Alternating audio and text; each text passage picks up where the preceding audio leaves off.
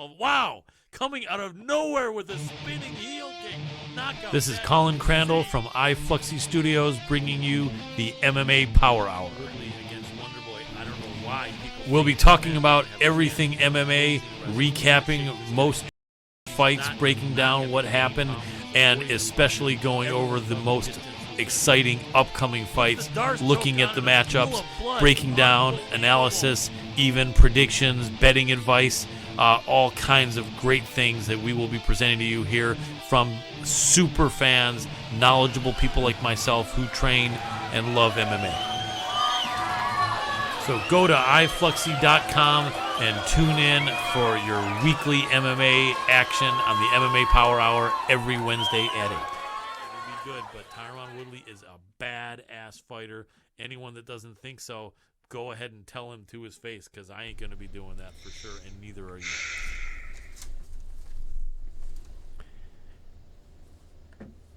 Get ready to feel the power. This is the MMA Power Hour. I'm Colin Crandall, your host. I'm so glad to have you with us. We have a fantastic show in store for you today, so jump on in. Let's get it started.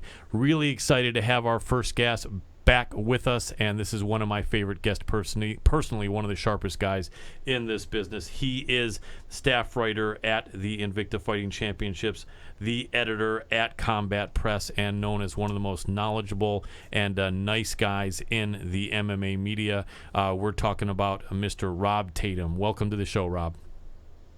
Thanks, Colin. I appreciate you having me back. It's going to be fun. Absolutely. Very welcome, my friend. We're very happy to have you. Excited to do some great breaking down of all kinds of information and some really good conversations. Speaking of which, let's jump right into the first part. And I want to ask you about UFC 211, some recapping. You were there at the event, and definitely an interesting one it was, wasn't it?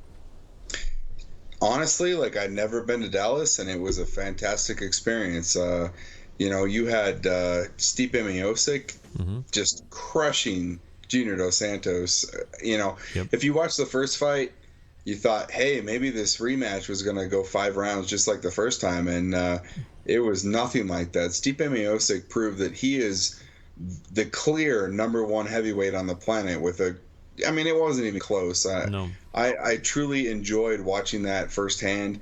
And then, we can talk about the co-main event. Joanna Jędrzejczyk, she just dominated Jessica Andrade in a way that many people, including myself, didn't expect.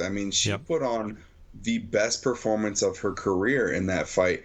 And, you saw the scorecards. It was never close. Right. The Brazilian put on a good fight for the first round. Yep. And after that, it was just clear domination. And, the strawweight division clearly has a large hill in front of them going forward, whether it's Rose Namajunas, who I believe is next, or whoever may be behind her. There's a clear mountain for them to climb. And, honestly, it's been a while since I had been cage side for a pay-per-view, and that was one of the best ones I've been there for in a long time. Always nice when that's the case, isn't it? When you go out somewhere and make it a point to get to a big live event like that. We know once in a while it can turn out to be a dud, and then you say to yourself, what the heck did I waste my 5-6 hours on? But it's nice when it's the opposite. That must have been a good feeling and a lot of fun. Absolutely. It was, for anybody that watched the whole thing top to bottom, it's one of the best cards I've been to in a long time.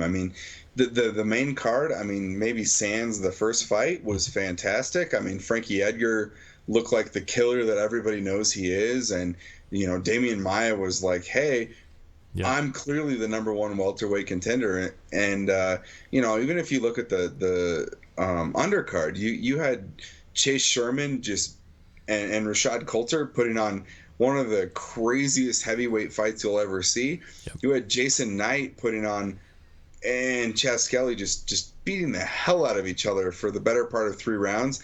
And that bonus that Jason Knight earned, clearly worth it. That fight was just insane from start to finish. I truly enjoyed being there cage side. Whether I was working or not, that's one of my favorite events I've been to in a long time. Yeah, absolutely. It was a great event, and I'm really happy as well for some of the other friends of our show. You had two guys that you mentioned with Chase Sherman and Jason Knight having actually spent some time doing some fights in the southern region in the Alliance MMA group of fight organizations, V3 Fights, and our friend Jason Liederfein had put a blast before the fight saying, "Hey, we got coming from our fighting organization, we got Chase Sherman and we got Jason Knight, and they both won." So I was really happy for him. And then you also have Chase Sherman, who is training at Jackson Wink with our next guest and our good friends over there, and they were cheering hard for him, and so we were really happy about those guys, and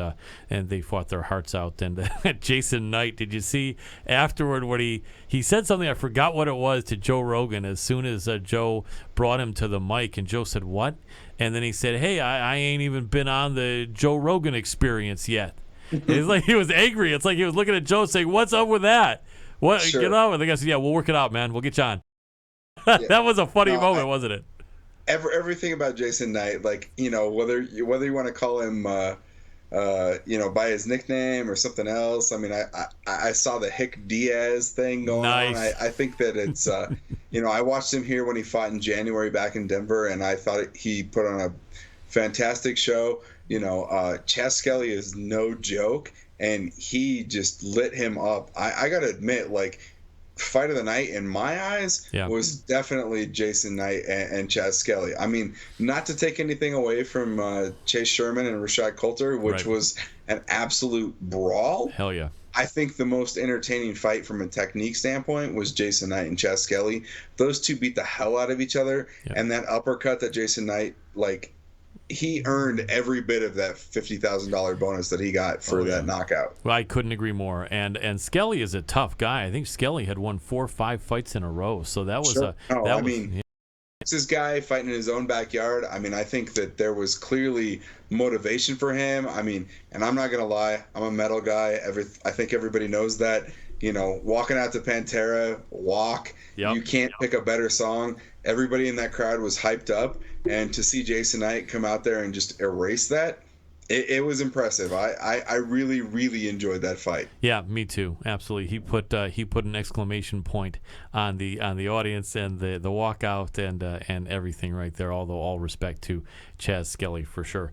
And and then the Joanna fight, that fight in that first round where Andrade put a huge knot on her, really came out strong. That's kind of what I was thinking might happen the whole fight, that Andrade would do that, and it just seemed like Joanna was able to just change it up, whether she got some good instructions from her corner or she realized, hey, I got to do a little bit of Muhammad Ali against this Joe Frazier instead of both of us being Joe Frazier.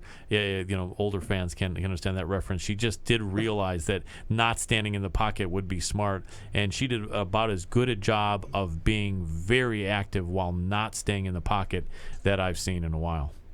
Yeah, I mean, I won't lie. I was one of the few that gave Andrade the first round of that fight. I mean, that hematoma she gave the champion was a big deal. A lot of people didn't expect that. But, I mean, if you look at the fight with Claudia Gadelha, I think that there was a clear recipe for how you beat the champion. Right. And I think that Andrade tried to follow it, and she certainly came out guns blazing. She came out throwing overhand rights. She came out looking for takedowns.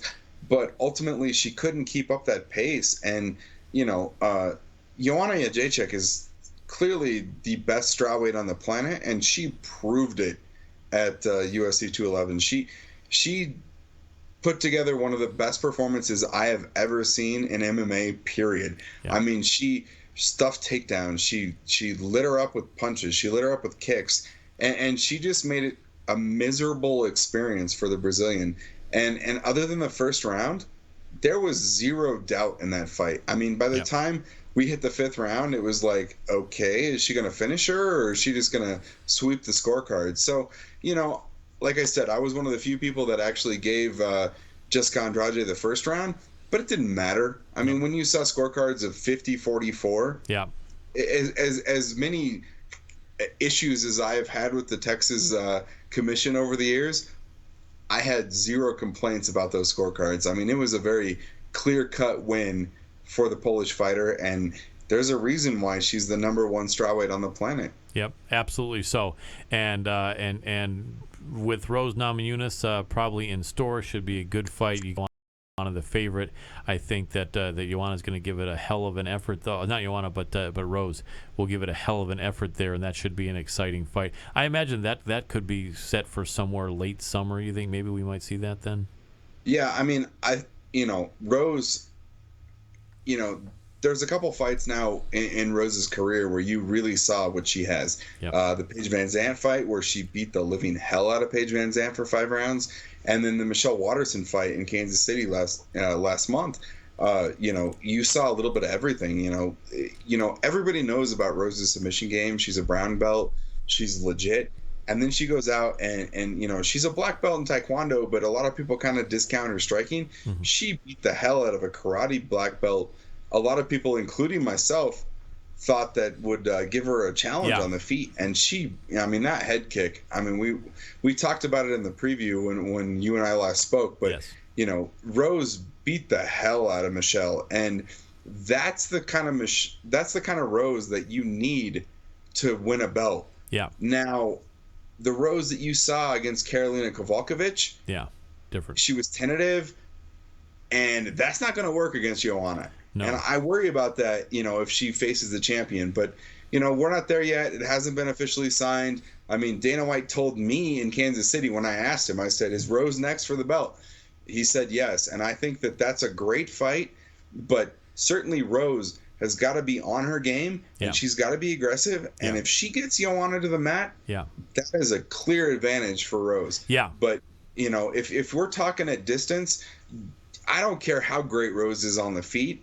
I don't know that there's another strawweight that can compete with Joanna Jędrzejczyk on the feet. I mean, her ability to control range and just pepper people at distance is unbelievable. I mean, you saw what she did against Claudia Gadelha. You saw what she did against Jessica Andrade. Mm-hmm. Rose Namajunas has a hell of a task at hand if she is the next to face the champion. Yeah. Without a doubt, and very well stated, she really does. She's going to have to step up, and she's going to have to be absolutely on point. She's going to have to I think she's probably going to have to get at least one, if not more, takedowns in that fight. So not that I'm the bottom line in telling a fighter how to adjust their game, but if Rose can get maybe a little bit of freestyle wrestling, because Greco is going to be a little dangerous, but a little freestyle, or she can go low to get an ankle pick or a single on Joanna and threaten with that could be something that could really help her out a lot, because that could make Joanna maybe a little bit more tentative if she really found that she had the skill. So in other words, if Rose could morph in Sarah McMahon's wrestling skills into her game, right? Then I think it'd be an amazing fight, wouldn't it? Yeah, I mean, it's gonna be an easy task. I mean, you saw the first round with Jędrzejczyk and Andrade, there were takedowns. She slammed, and Jędrzejczyk had nothing to do with those takedowns. I mean, she was quickly back on her feet. And for Rose to truly establish herself, she's got to, get the fight to the mat, which is no easy task. Yeah. And then she's got to establish that she is the dominant fighter, and she's got to, work some positions. It's not just about the takedown. She's got to truly threaten the champion like nobody else has been able to this far. Yeah, exactly. And she'd be hard pressed, but it will be an exciting fight, and definitely I know we're all looking forward to seeing that one. Maybe it won't be as early as late summer. Maybe it could be fall or something like that, because I don't know they want to have Joanna fight again that soon, but definitely would be an exciting fight for sure. Agreed. So then there were a bunch of other great fights on UFC 211. Maia against Masvidal, very, very tough fight. I didn't have a problem with the decision. Masvidal obviously didn't like it, but it was a tight fight, and Maia really was impressive. He did his thing. Masvidal honestly showed, though, that there was no shame in the performance that he provided, doing a lot better than most against Damian Maia. But Maia's got to get the shot, I think, and I don't see how they're going to put anyone in front of him, and I'm sure you feel the same, and that's probably sometime before the end of this year, I would hope and think, especially since Woodley's been out of action for a while.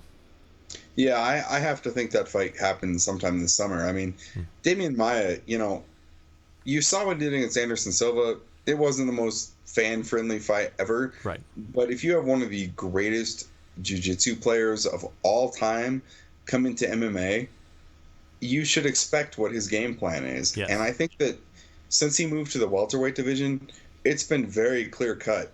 If you can't hang with him on the mat, then you don't deserve to be in the cage with him. Right. And, Jorge Masvidal was as game as anybody that has faced him. I mean, you look at the people that Damian Maia has beat in his last handful of fights. Mm-hmm. I mean, he has absolutely crushed people. I mean, he took a Rick Story that very few people have ever beaten, let alone submitted, and he just dominated him. Right. And it's been one fight after the next since then. I mean, I don't know that there's any welterweight on the planet that's like, yeah, I want to get in there with Damian Maia. Right. Jorge Masvidal was one of the few people that said, yep, let's do it. Yep. I want to risk it. Yep. And you know what? There was zero doubt after that fight ended. I mean, Jorge Masvidal can be as upset as he wants. Yeah. But honestly, I was impressed by Jorge Masvidal. Yes. He didn't get submitted. Yep. Which is a really, really accomplishment, if you ask me. Oh, yeah. I mean, I've watched Damian Maia choke out people that are just, they're world-class MMA fighters. Oh, yeah. And he made it look easy. Like against Condit, like one of my favorite fighters, Condit, he's just smoked, if you remember. Yeah, exactly. And everybody that he's been in the cage with, it's been that kind of fight. I mean, I was there cage side when Jorge Masvidal finished Donald Cerrone. Yep. And I was one of those people that was like, wow, this Jorge Masvidal at 170 is a legit deal. But going in there against Damian Maia is a totally different problem for anybody in that weight class. Yeah. And I think, he's had the clear-cut number one contender status for a long time, and he just reinforced it in Dallas. I mean, there is no doubt in my mind that him and Tyron Woodley is the fight to make it 170. Yeah. Now, is it flashy? No. Right. I mean, it's not GSP, it's not Conor McGregor, it's not Nate Diaz, whatever. But if you're going to deny Damian Maia a title shot, it's wrong. I mean, the guy is one of the best fighters in the world, and he has proved it time and time again. He's one of the nicest people you'll ever meet in this sport. Cool. So, no, he's not going to go out there and talk shit about, his opponent or the champion or whatever. That doesn't mean he doesn't deserve it. So I am anxious to see what Damian Maia can do. And, at the end of the summer, if somebody says Brazilian Damian Maia is the champion, I will not be shocked one bit. Yeah, me neither. I think he's just that determined. He's very experienced. He's really seasoned. He may not be necessarily exactly 100% on point in his prime, but he's not that much past it, and he's just doing the right thing. He can go in there and not take much damage in most of his fights, and he's just a nice guy and a good representative of our sport, and good role model. So I like that too. I think there's a good chance, and I would not be surprised at all if he can win it. He's definitely one of my favorite fighters, and absolutely was impressed to see what he did. And Gamebred Masvidal absolutely will live to fight another day. I think a fight with him against Wonder Boy would be really interesting. I'm in. I mean, again, as someone that's watched, Jorge Masvidal from Sengoku to Strikeforce to the UFC, I mean, I've never seen a boring fight by Jorge Masvidal, and putting him against someone like Wonder Boy, who lost a title fight, but I think there's a lot of people out there that would argue that he's, top 2, top 3 welterweight. Yeah, I think it's a great fight to put on. Let's see what happens. I mean, you've got Lawler Condit coming up in July at 213. Lawler Cowboy, right? Yeah. You said Condit. Sorry, yeah. Lawler Cowboy. Yep. Let's put all those fights on. Let's see what happens. I mean, let's see what shakes out. I think that if Robbie Lawler beats Donald Cerrone, all right, he's back in title contention. Yep. If Cowboy beats Lawler, yeah, let's talk about him back in title contention. I mean, just because he lost one fight doesn't mean that he's completely out of the title picture. I mean, I think that all of those fighters are legit, contenders. And I think that, not a lot of people want to talk about Tyron Woodley, but the welterweight division has a lot of legit contenders that are just like right on the cusp. of being there, and let's see what happens. I think that there's a lot of competition in that division. Absolutely, and I agree. All the guys you mentioned are 100% legit. With a loss here or there against someone who's just the top 5 guy as well, doesn't mean they're through by any means. So yeah, really exciting division. All those guys are absolutely crowd pleasers and bring a lot of excitement to the fight. So there's just some amazing matchups. Not a hard job, I think, for Mick Maynard, Sean Shelby, anyone there that's got to put something together for 170. I think they're not having to reach too far to make some great fights. Agreed. Yeah. Well, let's go on to Alvarez and Dustin Poirier. You were there. What an amazing fight! I mean, if anything was any more exciting than the Jason Knight, Chaz Skelly, and maybe it wasn't, but maybe just the big names and what was so much on the line. I was super excited about Alvarez Poirier, and especially Eddie Alvarez is such an example and a representation of like the Sylvester Stallone Rocky characters, the Philly tough Rocky guy who just is not going to give up when he's getting beaten to a pulp. You saw the wheels turning in Eddie's head where it almost looked like he was seeing stars, and he was like, "No, I'm not going out like this. Hell no." And he just roared back, and that was an amazing fight for sure. Would you not agree? Oh, honestly, like, you just reminded me of all, like, I hadn't really thought about it much since I got back, but like, you just kind of reminded me of all the feelings I had when I was watching that cage side. And then, it's Eddie Alvarez is one of those fighters that no matter what organization he's in, you're in for a great show. Whether it was Strikeforce or Dream or whoever he was fighting, people call him the Underground King because he's literally fought like everybody outside the UFC. Yep. And then, Bellator champ, he had those wars with Michael Chandler, and then he comes to UFC, and, there was a lot of us that have been following his career for years through the Japanese organizations, the US organizations, it didn't matter, that thought that he was a legit lightweight. And then he comes in and he wins the belt, and everybody was kind of surprised by it. And, everybody knew that he was going to put on a war no matter who was in the cage with them. And Dustin Poirier was the perfect fighter for him to just engage in an all-out, everything you could describe to a casual fan. Yep. This fight's going to be everything you want in a fight. And that's exactly what it lived up to. You saw Poirier being very patient in the first round, kind of staying at range, and you were like, really, when is all hell going to break loose? Exactly. Which is what you expect in an Eddie Alvarez fight. Yep. And it happened in round 2. Poirier rocked him. Eddie, I would argue, from someone who was cage side, I thought he was out on his feet, but it didn't matter. I mean, that's the same thing you saw against, Michael Chandler, all the fights in his past where it's like, Eddie Alvarez is going to get rocked.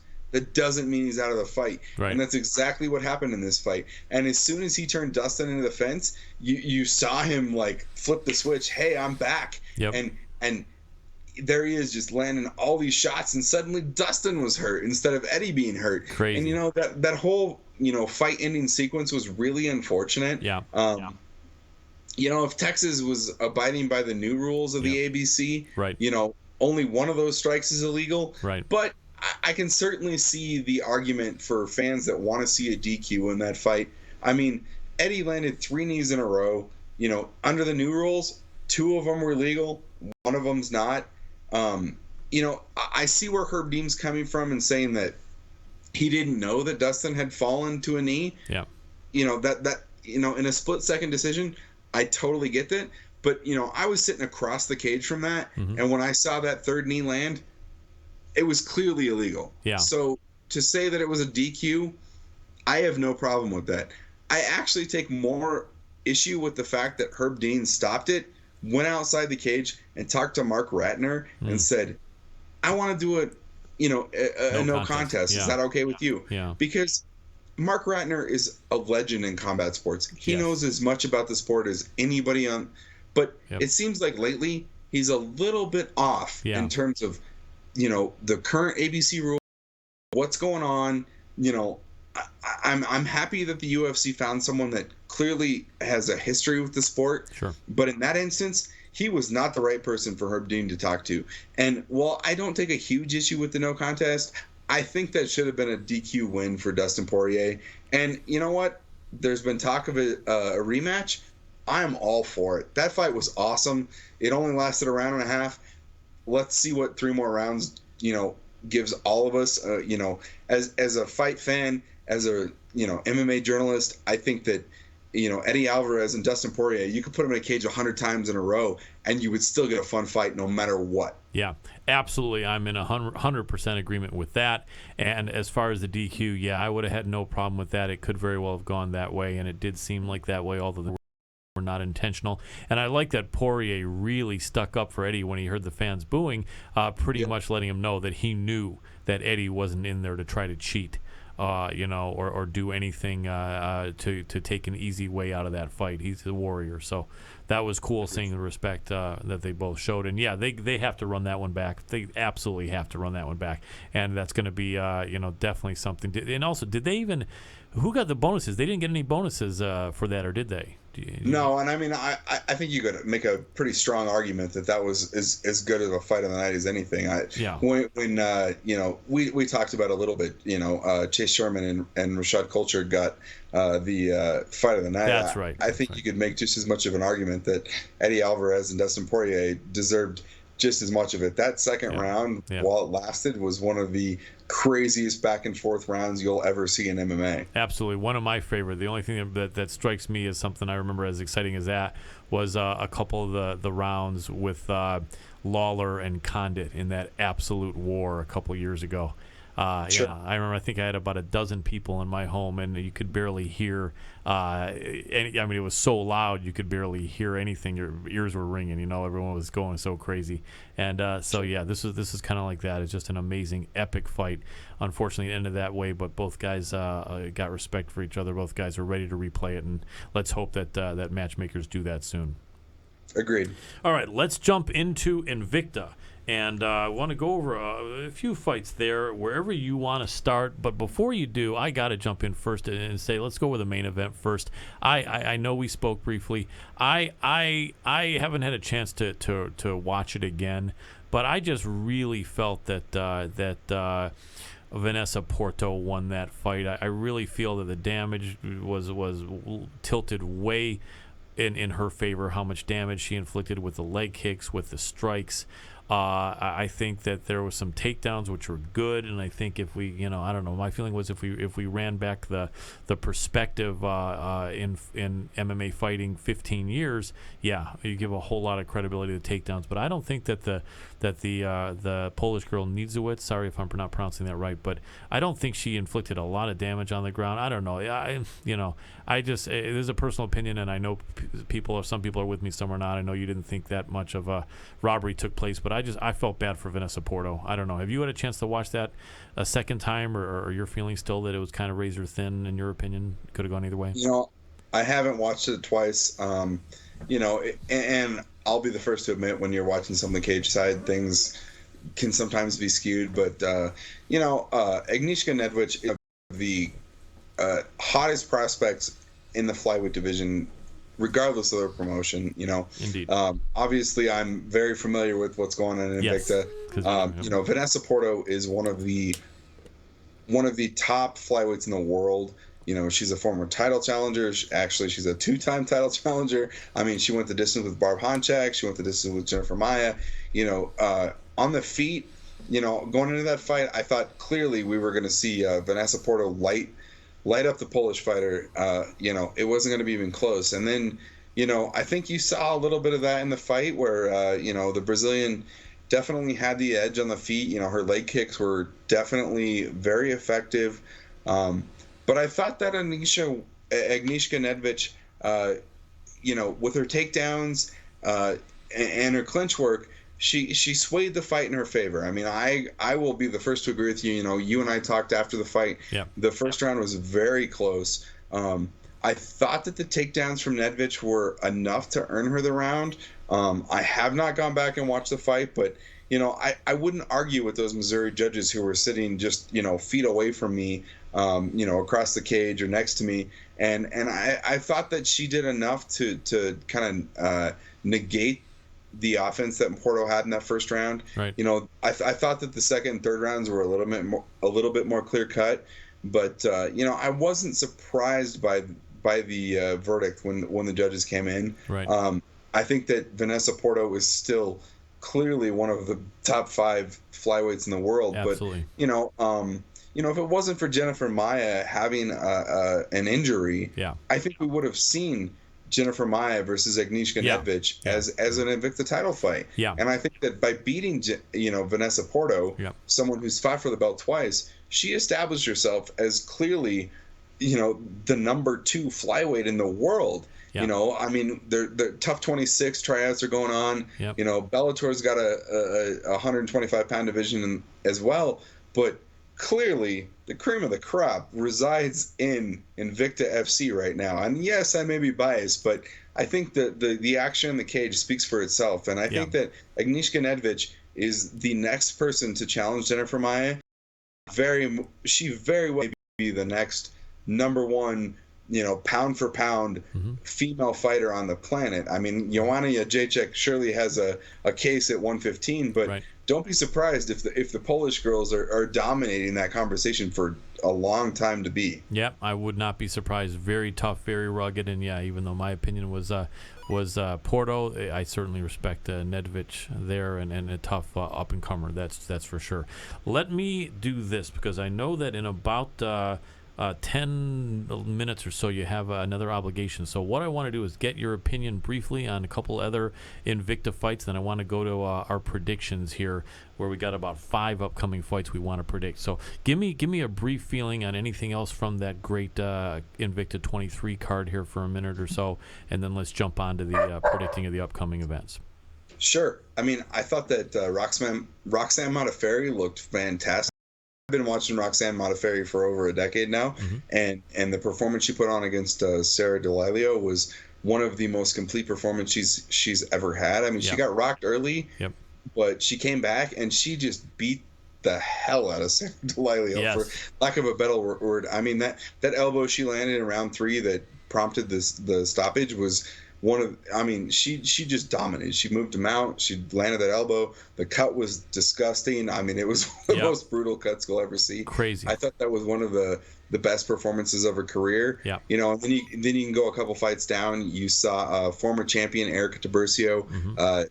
She fought Tessa Simpson in a very important atomweight bout, and I think that Erica Tiburcio proved that she's ready, you know, to be back in that title mix at 105. And you know, Tessa Simpson is clearly, you know, she didn't lose the fight. She arguably won that fight, and I think that you know, the future of 105 is very promising.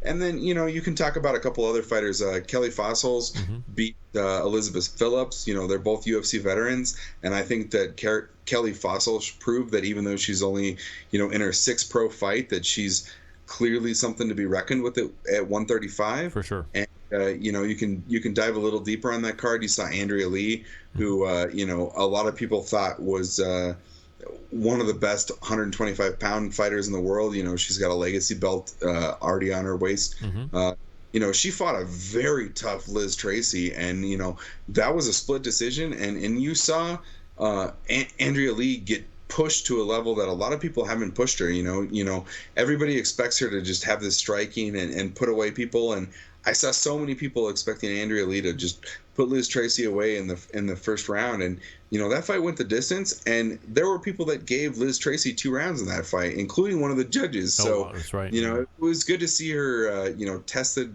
and you know, come out on top, but really have to work for it. Absolutely, and she dug down deep. Props on a good performance from a really hard-nosed wrestler and tough girl, Liz Tracy.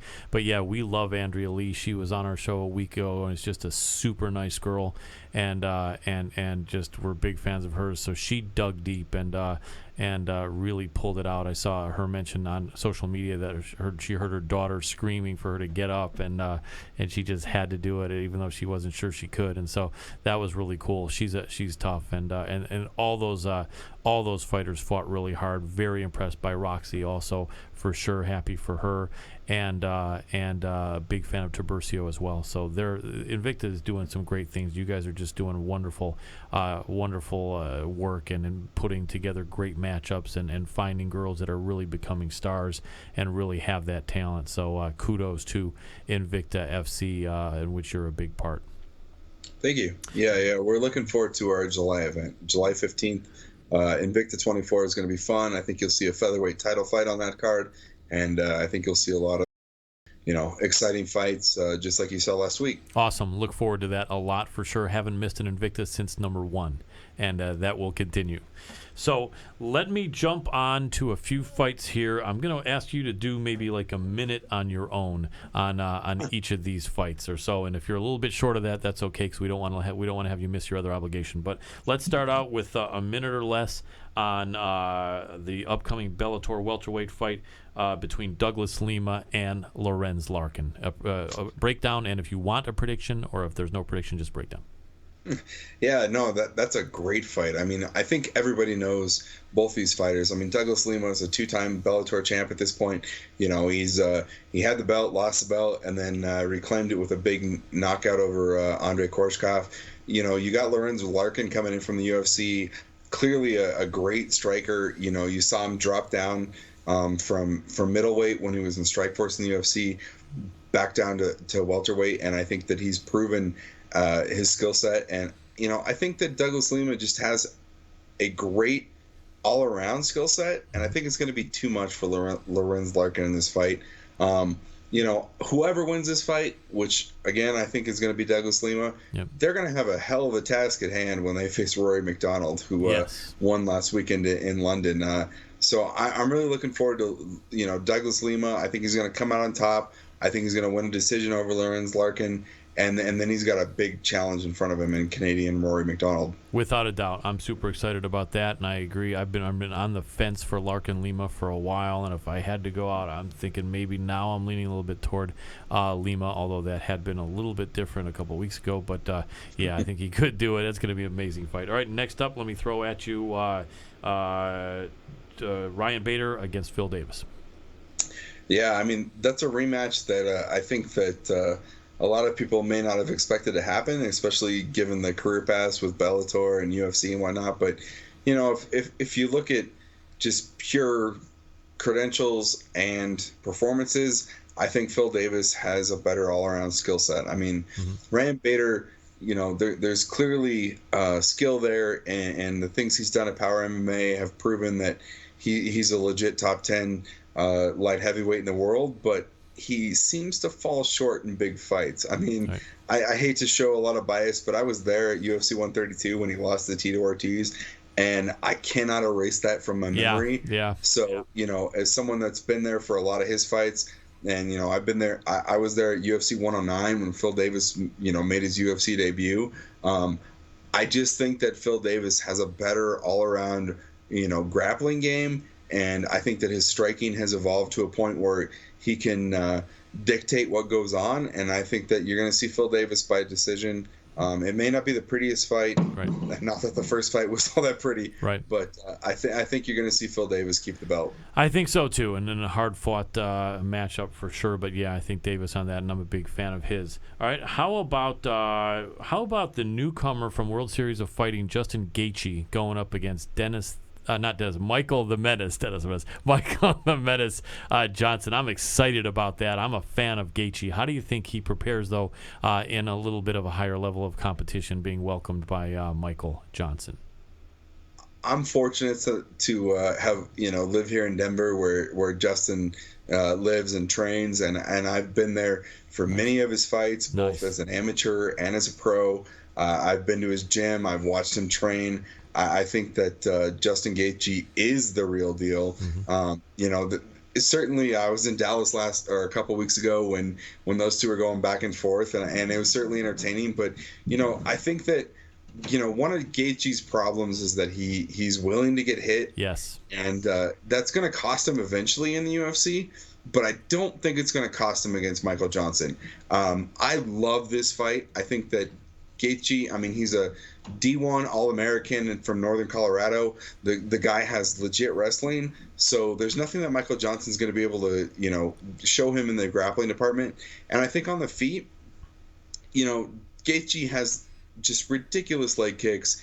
He's got solid boxing. He trains under Trevor Whitman out at Grudge. Right. There's a lot of, if you're an MMA fan, you know who Trevor Whitman is. Absolutely. There's a lot going on there. I mean, not to discount Michael Johnson in any way, shape, or form, but I think that Gaethje is going to put on a show, and I think that Gaethje is going to come out victorious. And he may not win the belt in the UFC, but I think that he's going to prove to everyone that he is a top 10 lightweight in the world. Yeah, I think so too, and I really like him. I'm high on Gaethje for a while, and Michael Johnson very talented as well, and I think that could turn out to be a fight of the night. I don't think Gaethje's ever in a fight that's not exciting, is he? I agreed. I mean, there's no way that fight is boring. Yeah, absolutely. Well, I just realized that your second obligation is nearly upon us. I don't want to make you miss it. So I really want to thank you for coming on the show, Rob. It's always great to have your insight and to chat with you, and I really appreciate your being a friend of the show. And when you do find time again, we're going to have you back for sure to go over more great MMA action and with your expert perspective. I appreciate you guys having me on. It's been fun. Best of luck with what you guys are doing on the show. I'm anxious to get back, sometime in the future. So definitely, we'll talk more fights soon. Absolutely. Look forward to it, Rob. You have a great one, my friend. Thanks again for coming on. Thank you so much. Bye-bye. Welcome. Bye-bye. So that was Mr. Rob Tatum from Invicta FC and Combat Press. Gotta say, he is one of the most respected, knowledgeable guys out there in this industry. If look him up on social media. Check him out on Combat Press, which, by the way, is the website to go to. We have a couple websites that's been around for 20 years, including our friends at mixedmartialarts.com and the UG. They're awesome. But of the websites that haven't been around quite 20 years, there's no one that I respect and that most people are looking up to more than combatpress.com. So those of you who are listening, you already know that. If you're watching this and listening to this stream on Combat Press, those of you who aren't, check them out. They are badass. They know what they're talking about, and they've got a brain trust of a lot of guys that are going to events and are really really making sure that that they report stuff as accurately the number you have reached and entertaining as humanly possible. Sorry about that. And so basically great people. And then also wanted to shout out our friends at fujisports.com. They are really supporting. You guys know that when you want gear, their all-around gi is amazing. Their other gear, pads, protecting any part of your body, wearing anything that's showing that you want to represent Brazilian Jiu-Jitsu, MMA training of all kinds. You can go there to Fuji Sport and get absolutely the best quality gear at really good prices, and they're willing to take 15% off for those of you that go on there and say you're a friend of our show by putting POWER into the discount code section. You get 15% off an order of any size from fujisports.com. So, go check them out. It really is going to be worth it. So, man, I am really happy to be with you guys. All you listeners, fans and not friends, but friends and people that are really important to the show. Less fans, more friends and contributors. So you guys ever want to give me any tips or anything you want me to do to make the show more interesting to you, absolutely fire away. We respect you. We know a lot of our listeners are in the martial arts community, so you're not only friends, but brothers and sisters. So we really appreciate you guys. And we've got 2 more guests coming on, and we're going to wait for the signal about our second guest any minute here. But in the meantime, want to say that we definitely have some more good fights coming, and basically what I want to do right now is introduce our next guest. He is a very, very much respected member of the media and press community. He is the media director at the world famous Jackson Wink Academy. We are talking about Mr. Mark Aragon. Welcome to the show, Mark. Hello, can you hear me? Absolutely, I can definitely hear you. Can you hear me? Perfect. Yes, sir. Fantastic. We're very happy to have you on the show. Just introduced you, and you are indeed the media director over there at the world famous Jackson Wink Academy. Are you not? Am I right? I'm not quite sure what that over there in knows what it means, but yeah, that's the title they give me. Absolutely. Well, definitely a humble man and a modest guy, but a guy that is really part of the brain trust over there at Jackson Wink, and we're really happy to have him. So what I want to do is ask you, how did you get connected with Jackson Wink and do the great job that you're doing over there with the press and the media and photography and everything like that? And we're seeing some great pictures on the screen also of yours, and these are really beautiful. These are great action shots. I'm really enjoying them myself, and you really know what you're doing, my friend. Well, thanks for the compliment. It's kind of a crazy story, a silly story about how I got connected with the Jackson Wink Academy. Back about 2.5 years ago, Mr. Winklejohn, who is half of Jackson Wink, obviously, was looking for a videographer to make a promo to promote his family gym, which he's got basically the pro gym that he's been part of forever. But it all started with a family gym, and he wanted to promote it to obviously a different audience other than just the pro audience.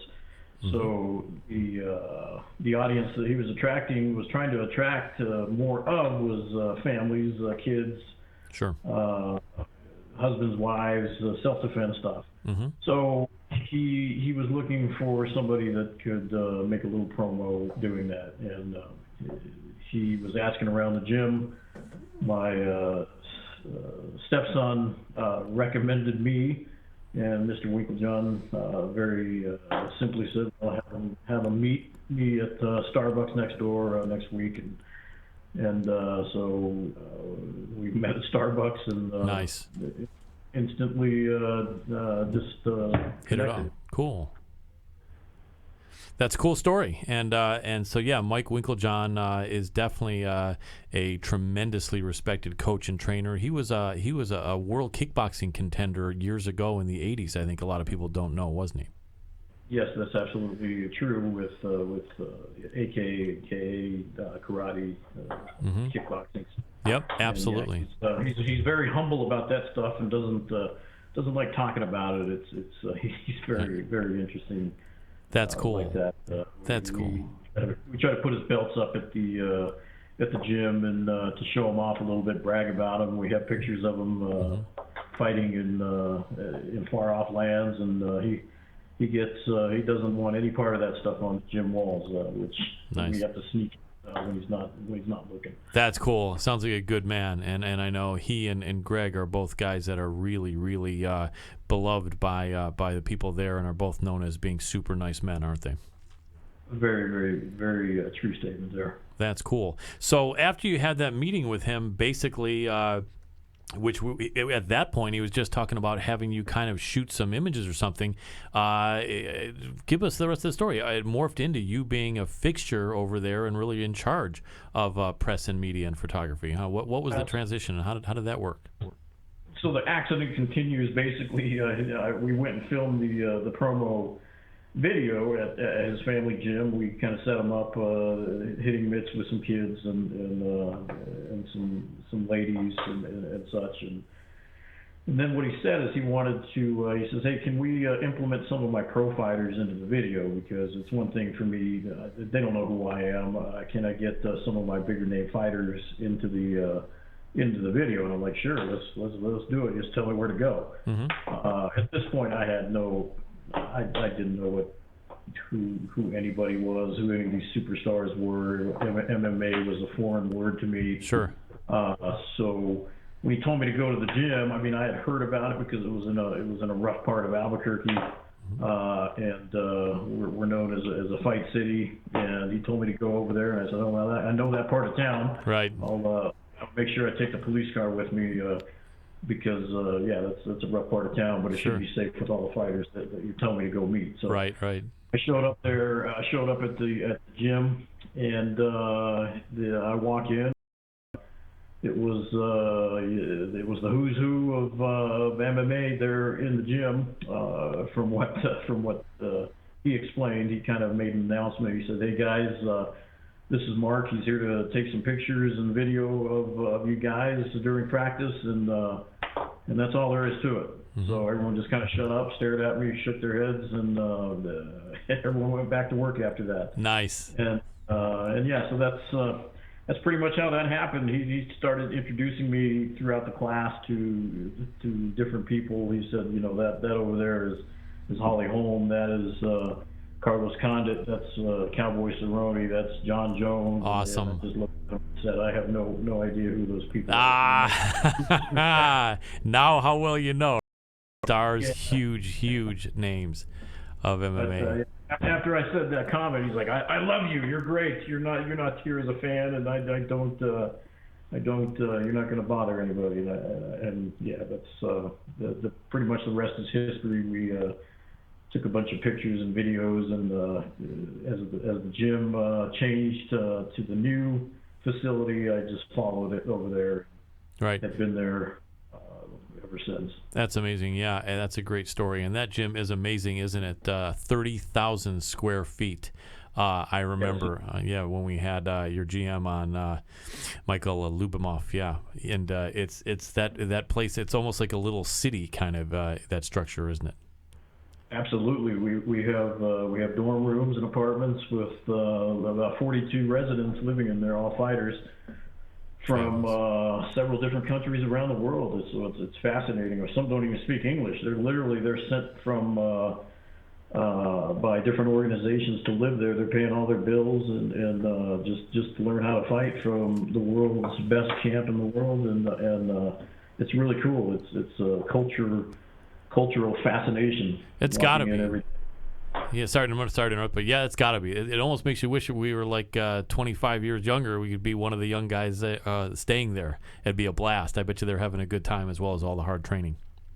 Oh, believe me, it's like a college dorm life. On one side of the building, and the other side is the luxury side. So right. It's a cool little mixture, and believe me, I get called out quite a bit. Nice. Get me out there. It's pretty crazy. That's cool. I can imagine. Well, speaking of that, what are some of your responsibilities and what are you doing a lot on a daily or a weekly basis there in your position? We'd love to hear a little bit about the routine and things that you do frequently or things that you occasionally do. Tell us more about what Mark Aragon does over there at Jackson Wink. So what we've been trying to do over the years now is try to build up the social media we're just trying to grow that social media to epic proportions, because when Mr. Jackson and Mr. Wink were first started the gym, they had no care about social media. They didn't understand it, didn't care about it. They still don't use computers to this day. Nice. They're very very techno savvy, sure. as they say. Sure. So that's pretty much why me and Misha are there to kind of tell them the benefits of social media and such, and they tolerate it, and they give us free reign to run it, and they know that we're promoting it to bring in good people. You know. Yep. Yeah, that's pretty much how it is. The big names, they have managers, and the John Joneses, the Holly Holmes, the Carloses, they have their management and promotion people handling a lot of their social media and stuff. So we're not really there for them. We're there to promote the smaller fighters, obviously. Right, up and comers. Yeah, exactly. The up and comers. That makes sense. I like that, which is cool, and you got a lot of great people. I think UFC even sends people your way, because they know you guys have a great setup there, and you guys have that sort of training facility and all elements needed to help bring someone up. So that's a really good sign. I'm sure there's not too many places that they would refer people to that know that they can really take care of an upcoming fighter like over at Jackson Wink. Yeah, that's very true. UFC has sent India. They've sent a couple fighters from India. Right now, we have 6 fighters from China living with us, and that's believe me, that's a very interesting thing, because they did send a translator for the first 2 weeks, right, to kind of acclimate them to the gym and acclimate them to us and the way we ran things. But after 2 weeks, the translator slash fighter friend went back to China and left the guys behind. And, oh wow! So there's a lot of pointing and translating through different apps on phones to communicate. Right. Thank God for that. Yeah. Without that, it would have been really tough. I think without the apps, probably. But yeah, with the pantomiming and other stuff in the apps, I bet you they get by and everyone gets along with them well, and they're having a good time, I'm sure. Exactly. Cool. As long as they understand the coaches, kick here, punch here, do this, do that. That's all we care about, is that the coaches they're paying attention to the coaches and getting formal training from them. So that makes sense. If you really think about it, that shouldn't be a problem. They're not asked to be conducting interviews in English or anything like that, or giving evaluations and like that. But yeah, they can watch and train. Then I'm sure that's working out just fine, and that's cool. It's great to see a diverse group of people over there in New Mexico. So let me ask you, what would you say are some of the interesting facts about some of the higher profile people that people might not know? Is John Jones having a late night pizza every week? Is Holly home waking up people to go for a run at 3 a.m? Is there anything in a respectful manner positive that you could say are interesting traits of some of these fighters and what they do to make it a really great atmosphere over at Jackson Wink? Yeah, literally, I've never seen any of the high-level fighters eat a pizza. I guess that, yeah. That was yeah. That was reaching, wasn't it? Yeah, I kind of kidded with Tim Kennedy when he was there recently. Right. I said I was talking about his diet before his UFC fight, and I said we were doing kind of a pseudo interview, and I asked him, so how much pizza are you eating for your fight, right. and he kind of laughed and chuckled and said, well, there will be no pizza ever. Yeah. And, that sounds like Tim. That's right. Yeah, he's a great guy. Yeah. But big John Jones, he's got a personality that a lot of people just don't see in the public, that people don't know about. I mean, he's a very personable guy, and people don't know that. They only see the image that they see on YouTube or right. for the press conferences and stuff. But I can tell you, being there for the past 2.5 years, that John Jones is always the first guy to approach new fighters from wherever they're at. He doesn't even know whether they're amateur, pro, whatever, because we have a mixture of both. He's always the first one, when you see somebody he doesn't recognize, to go up to them and introduce himself. And it's really cool to see that, because a lot of celebrity status people will just ignore you and just hope you don't look at them. And right. And John is quite the opposite. He's very humble and he genuinely wants to meet everybody if they're potentially going to be part of the team. That's really cool. He's like a welcome, the biggest star is like the welcome wagon and the red carpet for the new people. That's unusual. That's got to be unusual and very cool. I've literally seen him give away. One of his, he gets these limited edition everything, gloves, sure. UFC bags, these bags that only the highest level guys get. And I remember he was talking to one of the other fighters, and he introduced himself, and the other fighter, he didn't have one of these big fancy bags, and he literally just emptied out his bag on the floor and gave him this cool limited edition bag and signed it, and he always signs everything to champ, and he's just a generous, genuine guy. That's great. And that's something a lot of people don't know. That's true, and that's really good to know. You like to hear that. You like to hear that the bigger they are, that the nicer they are, and it's not always the case. So that's good to know about John. How about anyone else? Anyone else have any interesting things that they do, or funny things, or interesting traits that they do regularly, as far as any of the bigger names? I know you got Holly, you got Cub over there, you got John Dotson. Oh, and I could say this about Holly. Her work ethic is the most incredible thing I've ever witnessed. I mean, she works out all day, and she was always the first one to call people out to go running up in the mountains. And even when people some of these fighters are like, no, I plan on taking the day off, right. and maybe not the day, but maybe right. the afternoon. Right. When Holly calls to say, hey, we're gonna go run the Hill of Tears, which is little mountainside up in the Scenery Crest area up here. Sure. She says, "Let's go run."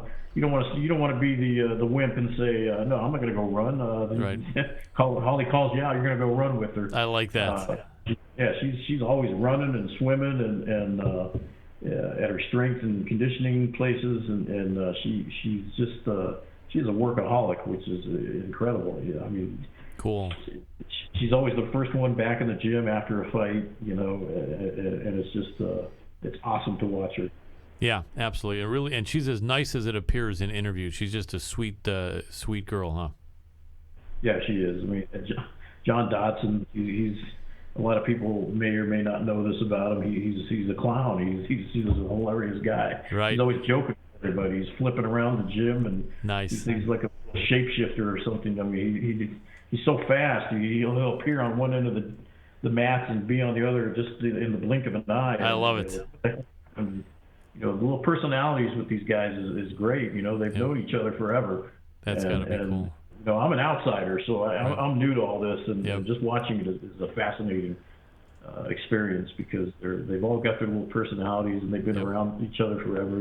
Right. Landon Venata, he's one of these guys that likes doing the slack line. He'll put a slack line across the octagon and walk across it, and everyone else sees that, and they want to do that too. And nice. And, it's cool little things that they do. It's really neat. That's cool, and there really isn't any conflict between the higher profile people that you've seen, right? They all pretty much get along with each other. Absolutely. I've never seen any issues with these guys. I mean, there was one pair of fighters which will remain unnamed, sure. But in all the time I've seen it, that they didn't get along with each other. But other than that, it's unheard of for them. That's cool. They all treat each other like teammates, and it's a fascinating thing. That's cool. And Alistair's there a lot. Does he do anything unique that people wouldn't think? Alistair is one of these guys. I'll tell you what, his training his training ethic is incredible. He brings all his coaches from Holland, right? The Netherlands with him, yep, and sure. They train all night.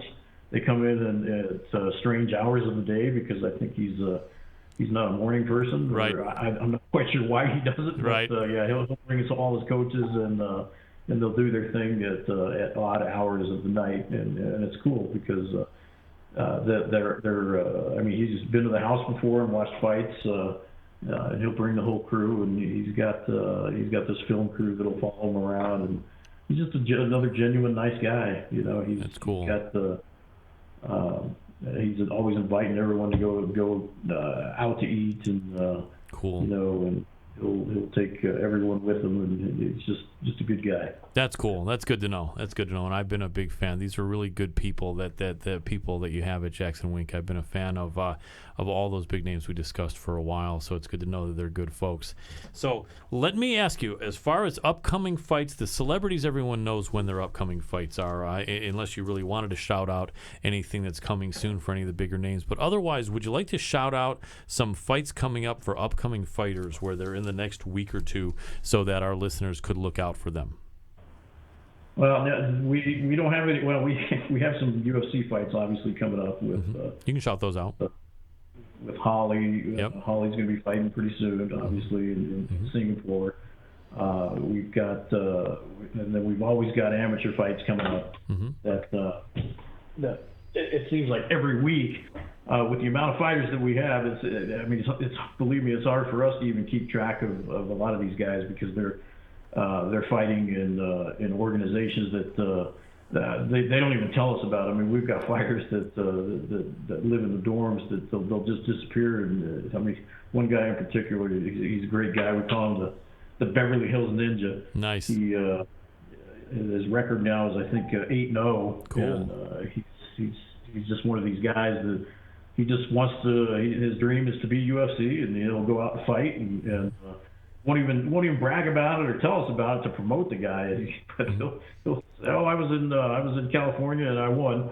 That's great, So we've got these fighters that are always competing all over the country and world, and it's really cool to to be part of that and watch them grow from amateurs into pros eventually. So it's kind of hard to call out specific fighters that have stuff going on. That's right. The more I think about it, a lot of the times when they're coming up, they find out 4 days in advance that they're fighting, or a day in advance or something. So that makes sense. Yeah, that Holly fight with Betch Correia, it's really interesting. Holly is just the sweetest image of the super nice girl, which we found out that she really is. And her opponent has been known as just this girl that a lot of people hate, and that's really outgoing and really aggressive. So kind of an interesting contrast with Holly for that fight. But I'm sure she's done that, having fought so many years in both MMA and boxing, and I don't think that's throwing her at all, I would imagine. Yeah, I mean, Betch is. I go back to my ignorance to right. to fighting in the MMA world. But I know the first I ever heard of her when she was going to fight Ronda Rousey, and the whole thing was going on with that the trash talking. That fiasco with she was saying about her dad or whatever. Right. Yep. But so when that fight came up with Holly, I said, "Oh, okay, it's that girl." Yep. So that's who's going to fight. It's pretty cool. She's 100% ready. I mean, Coach Wayne, Coach Jackson, two of the jiu-jitsu coaches, they're on her every day, and like I said, her work ethic is incredible. So she's in the gym 3-4 times a day, and that's just our gym. Nice. And like I said, she's got most of the fighters have their own strength and conditioning coaches that they do outside of our gym. Sure. She's going to be ready, you know. Yep. And that's, I think, only a matter of a few weeks away or something, 3, 4, 5 weeks away, something like that, isn't it? It's got to be in June. I think June or July for sure for that Holly fight. Maybe July 8th or something. Yeah. Somewhere on there. Cool. So let me ask you this last question, because the clock on the wall is letting us know that I think we got about maybe 5 minutes here, and I really would love to have you relay to us any funny stories about anything you've seen with the goings on with the way there are so many people there, and the different the dorms on the one side, the more luxury on the other side. And I know there's only certain things you can say. We don't want to say anything embarrassing to anyone, even if they're anonymous. But whatever you can say, if you can share, even without any names, let us know any funny things that have happened that you can remember over the years with all the great family at Jackson Wink. Well, me and Misha talk about it all the time. I mean,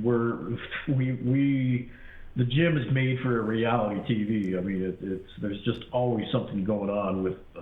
You could walk upstairs to the dorm area in the common area and just be part of a reality show, a real life drama show every day. I bet people fighting over the way the kitchen is left. Messy, right. Right. The trash never gets emptied. Whose turn is it to empty the trash? Whose turn is it to wash dishes? It's just, some guys will just throw the dishes away because they don't want the piles of dishes. Man. And then who threw my dishes away? Well, they clean the dang things and we don't have to throw them away. Just I mean, that's funny. Some would say it's cruel, but to us it's funny because these guys know the rules, clean the place, or the other fighters are gonna clean up after you, and it's not gonna be the way that you necessarily want. Right. That's cool. Coach Wink is famous for he does not like clutter down obviously in the gym area. And fighters are always leaving pads laying around, shin guards, mouthpieces, clothing, and he's OCD about that stuff. And he sees it, he'll throw it in the trash. Literally, he doesn't care about trying to track down who owns it. If you're dumb enough to leave it laying around, he'll throw it in the trash. And when people post on our group internal group thing looking for their shin pads and say such and such you might want to go look in the trash because Coach Wink was just over there cleaning house. I love it, and that will teach them. That will probably help teach them, huh? Yeah, sorry to interrupt you, but yeah, that would definitely help teach him, and I think he's right to do that because honestly, otherwise, what other way? You can tell him and you can tell him, But one way they can see it, their stuff's in the garbage. Yeah, it's got to be neat with all the people there. And I think sometimes people in their late teens or early 20s, even mid 20s, are not thinking that you got to be careful. You can't have junk all over the place. It's not just a mess that can become a hygiene problem and whatever else. And I'm sure it's under control there. But yeah, I remember in my 20s, I probably would have had a bunch of my stuff in the trash. And so yeah, I'm sure there's the young guys and girls are very busy, and they just don't quite have that extra couple seconds on occasion to put their stuff away. And Mr. Wink would be like, "Here you go. Guess what? I do have a couple seconds to put it right here in the circular file." Exactly, and the guys, they entertain each other. They'll go. They hang out in the little common area. There's a pool table there, and they'll play poker sometimes. Like Alistair Overeem is famous for when he comes to town, he always wants to play the FIFA video games.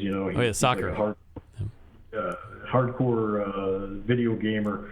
Mm-hmm. And he'll literally come down to the dorms and play that with the fighters.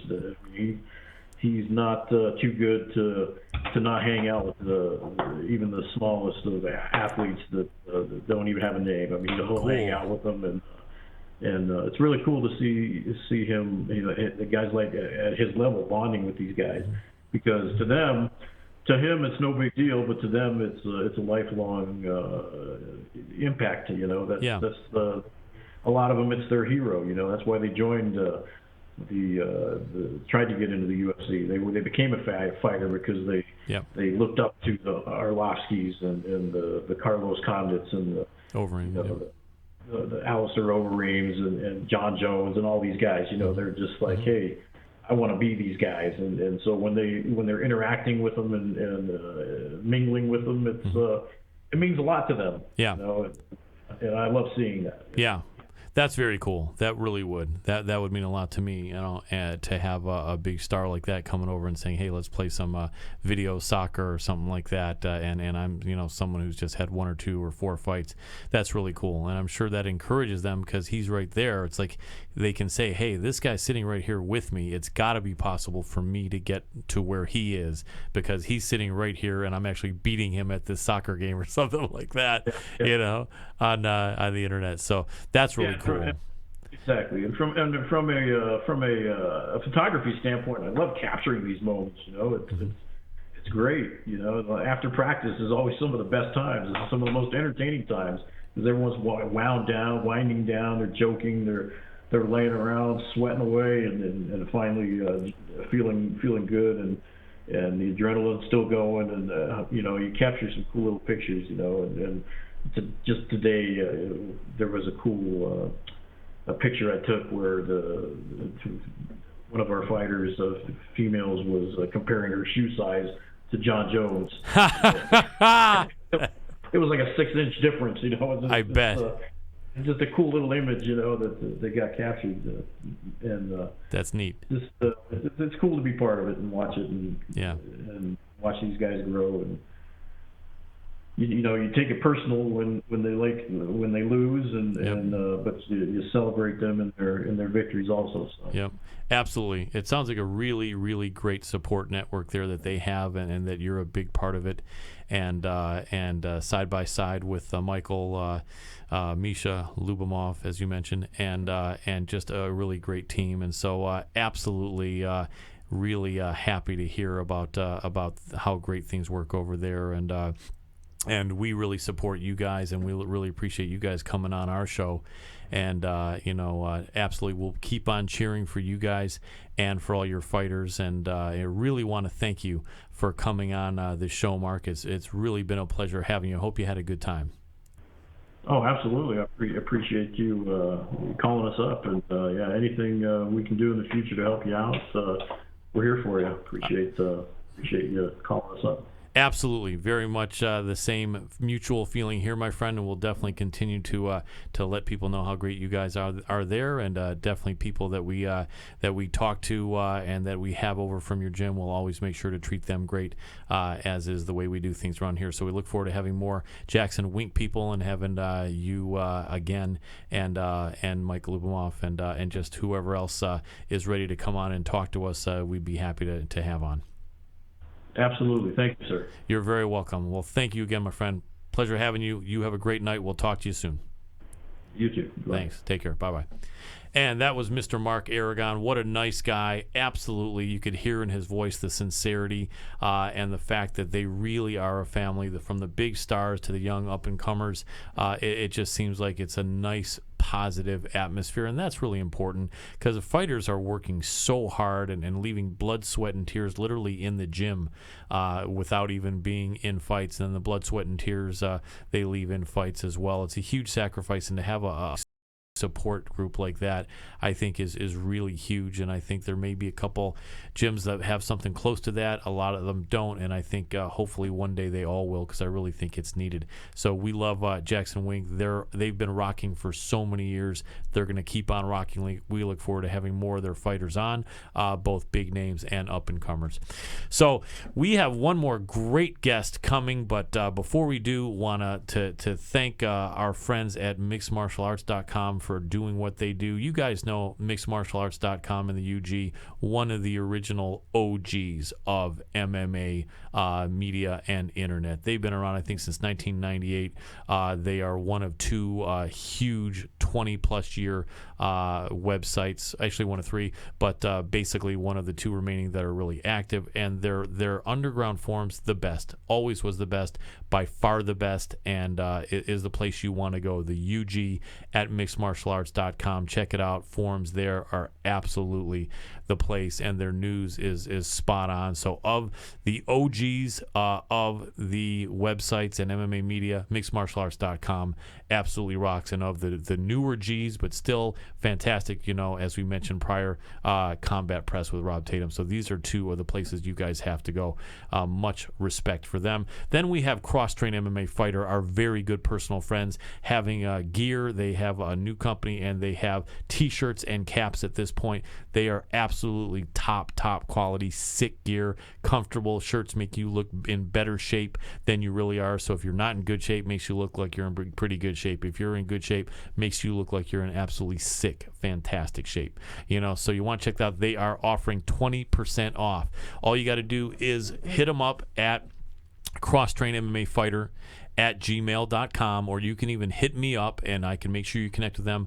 But anyone that is, unfortunately right now, for U.S. domestic orders only, 20% off. So you have the shirts and the caps both on their website for $24.95. Take that off and you have $19.95 for a top quality garment with absolutely crisp graphics that look really good and make you look better shape than you are, and let you represent basically being a fighter. CrossTrainMMAfighter.com for t-shirts and caps, for everything else.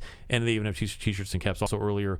Fuji Sports as well. Huge, great supplier of gear. So have another guest coming up, and we're going to ask you guys to just give us a brief minute, and we'll come back with this final fantastic guest after this break. Don't go away.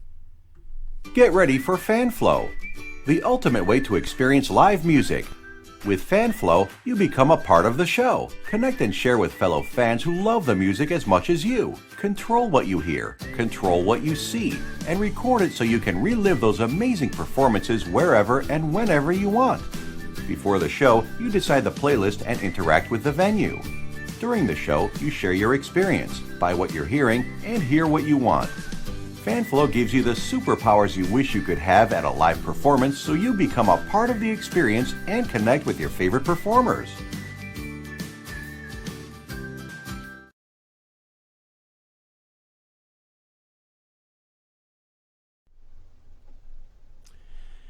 I am super excited about having this next guest on the show. He is a legendary world champion kickboxer and world champion MMA fighter. How often can you say that? Almost never.